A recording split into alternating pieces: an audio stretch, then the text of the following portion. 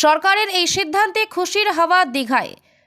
সরকারের একটি সিদ্ধান্তে খুশির হাওয়া পূর্ব মেদিনীপুর জেলার দীঘা সহ উপকূলবর্তী এলাকায়। পূর্ব মেদিনীপুর জেলার ভৌগোলিক দিকের কারণে এই জেলায় বহুল পরিমাণে মাছ আরোহণ করা হয় নদী ও সমুদ্র থেকে। পূর্ব মেদিনীপুর জেলা বঙ্গোপসাগরের কোলে হওয়ায় প্রচুর পরিমাণে সামুদ্রিক মাছ আরোহণ করা হয়। এর পাশাপাশি এই জেলার বিভিন্ন নদ নদী শিরা উপশিরার মতো বয়ে গিয়েছে। প্রায় 65 কিলোমিটার বিস্তৃত দীর্ঘ উপকূল মাছ আরোহণ উপযোগী ক্ষেত্র।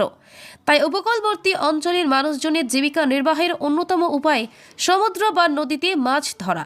ফলে উপকূলবর্তী অঞ্চলে মৎস্যজীবীদের বসবাস। দীঘা সহ জেলার অন্যান্য উপকূলবর্তী অঞ্চলে সরকারের একটি সিদ্ধান্তে খুশির হাওয়া। এবারের বাজেটে নদী সমুদ্রে যারা মাছ ধরতে যান সেই সমস্ত মৎস্যজীবীদের জন্য একটা ভাতার কথা ঘোষণা করা হয়েছে, যেটা একটা মৎস্যজীবী সংগঠনের সম্পাদক হিসাবে বা মৎস্যজীবীদের প্রতিনিধি হিসেবে আমি খুবই আনন্দিত। কেননা আমাদের যে সমস্ত মৎস্যজীবী ভাইয়েরা নদী সমুদ্রে মাছ ধরতে যান, 2 মাস ব্যান পিরিয়ড থাকে। ওই 2 মাস ব্যান পিরিয়ডে তারা প্রতি মাসে 5,000 টাকা করে পাবেন। রাজ্যের পাশাপাশি পূর্ব ভারতের সর্ববৃহৎ সামুদ্রিক মৎস্য নিলাম কেন্দ্র পূর্ব মেদিনীপুর জেলার দীঘা। সারা বছরই দীঘা থেকে লক্ষ লক্ষ টন মাছ ভারতবর্ষের বিভিন্ন বাজারের পাশাপাশি বাংলাদেশ সহ অন্যান্য দেশে রপ্তানি হয়।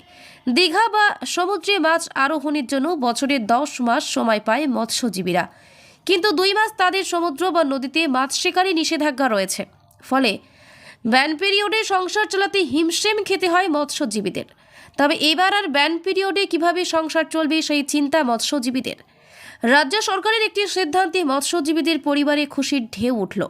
ব্যান পিরিয়ডে সমুদ্র সাথী প্রকল্পের মাধ্যমে মৎস্যজীবীরা 2 মাস 5,000 টাকা করে পাবে।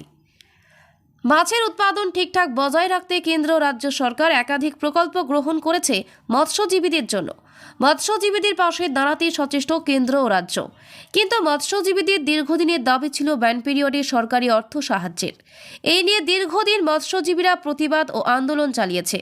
অবশেষে সেই আন্দোলন সফল হলো। রাজ্য বাজেটে ঘোষণা হলো ব্যান পিরিয়ডের সময় 2 মাস 5,000 টাকা করে পাবে মৎস্যজীবীরা। এপ্রিলের মাঝামাঝি থেকে জুনের মাঝামাঝি এই সময়টায় সমুদ্রে মাছ ধরার ক্ষেত্রে নিষেধাজ্ঞা রয়েছে, কারণ এই সময়টাকে মাছের ঋতুচক্রের সময় হিসাবে ধরা হয়। ফলে এই সময় সমুদ্র বা নদীতে মাছ আরোহণের ক্ষেত্রে কড়া নিষেধাজ্ঞা জারি রয়েছে। আর তাই মৎস্যজীবীদের জন্য এই প্রকল্পের ঘোষণা করা হয়েছে। ব্যান পিরিয়ডের সময় 2 মাস মৎস্যজীবীরা পাবে সরকারি আর্থিক সাহায্য। আর তাতেই খুশি দীঘায় মৎস্যজীবীরা।